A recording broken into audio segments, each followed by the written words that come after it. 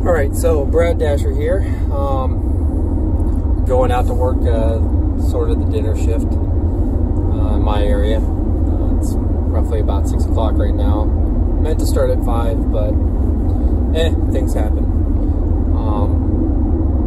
So I want to talk about July 3rd, when I posted my first video and just the other day. It was kind of a weird day. I was out from like noon till 9:30, I believe, and so it's 9.5 hours of driving. I think I did 16 deliveries that day in 9 hours, which is not good. It's only like 2 an hour for the most part, because truth be told, there was like 2 hours where there was nothing.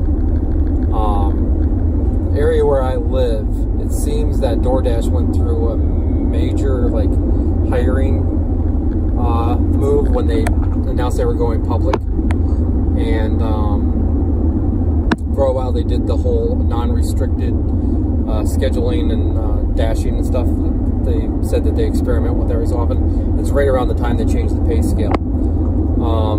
Yeah, so DoorDash for us here has changed the pay scale to where base pay is about $2.25 an hour, as opposed to it used to be $3. Okay, it was always at least $3 was the minimum base pay you would get. That's how it was easy to tell which orders you got to tip on, which ones you didn't. Nowadays, they've made it to where you can't figure it out. My favorite thing about the way DoorDash does things too is that they ask you before you see the payout how you felt about the dash. You know, when one of the questions is low base pay, you have no idea what the base pay is. So why even ask that question at that point? It seems kind of odd to me. But not to be negative, I made pretty decent money considering the fact that it was the day before a holiday. I know that I had seen other videos from other YouTube guys where they were struggling just like I was, so I didn't feel alone. It just really sucks because it's the summer.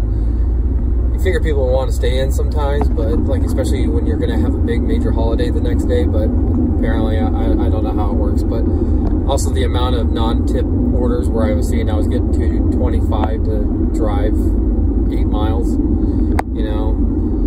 I know that's been the beef on YouTube with the DoorDash guys, the base pay, and one guy saying that you should just accept it, and the other guy saying, you know, we are individual businesses, so we get to choose and pick and choose what we want to do.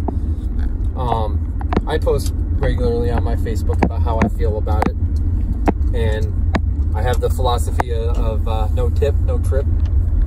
So I've been fooled a couple times into thinking that I was going to get a good tip or whatever, and it ends up being as mostly base pay, which isn't bad, but I mean, the distance that I have to drive is pretty insane for those types of things or whatever. So I get it. I was a manager for Walmart for years, and I get the struggle of the company trying to get the most out of its employees while saving on their bottom line. I get it.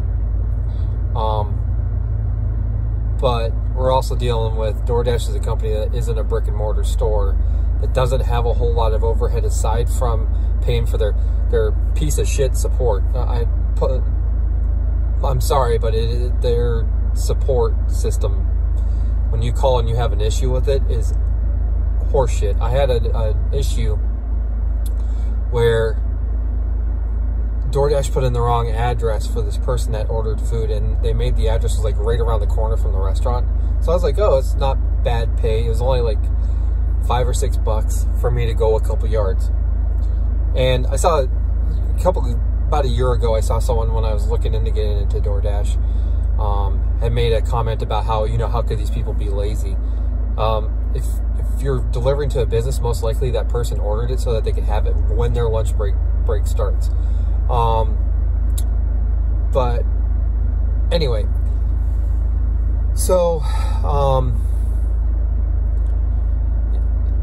I took the order, and I got a call from DoorDash support saying that the person that, or I'd gotten a text message or something. Yeah, it was a text message and a call from support, and saying that there was an issue with the address. So I called the lady, and she told me, and she was like 9 miles from where she ordered from. So there was a big gap there. And I contacted support about that, and they told me, well, go ahead and deliver the food. Let us know so we can go ahead and complete it out when you get there and stuff, and we'll add money for your expenses for driving and for your time. And then what ended up happening is I called, they said, okay, well, thank you so much for doing that, blah, blah, blah. And they completed out the order. I didn't see the added extra money. And I called back to the support, and they told me, well, they don't offer that. So that was the last time I actually contacted support for any help. I usually try to figure it out with the actual customer themselves, unless it's an issue where food isn't there.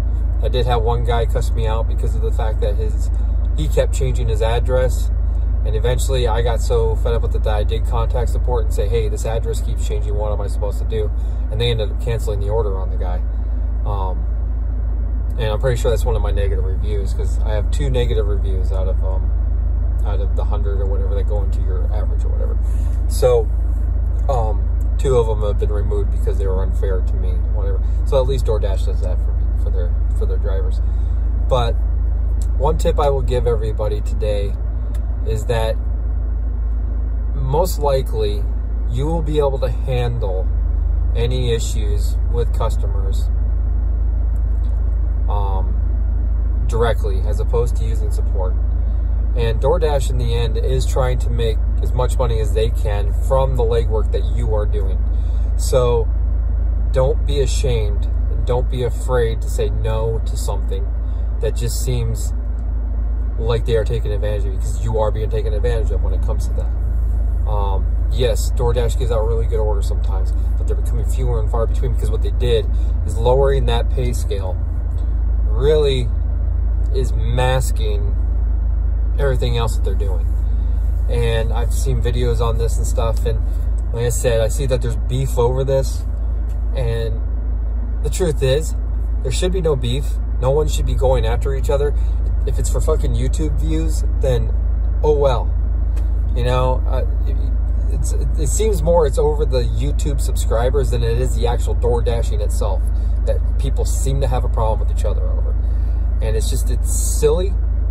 It's not worth your time, because you should be focused more on trying to make money as opposed to making more subscribers to your YouTube channel. So that's my tidbit for today. Yeah, we'll see what happens. I'm probably going to work tomorrow, and I'll make another one of these. And yeah, I might put one out before the end of the night too. Tonight. This is as I'm going to start dashing. So, alrighty. See you later.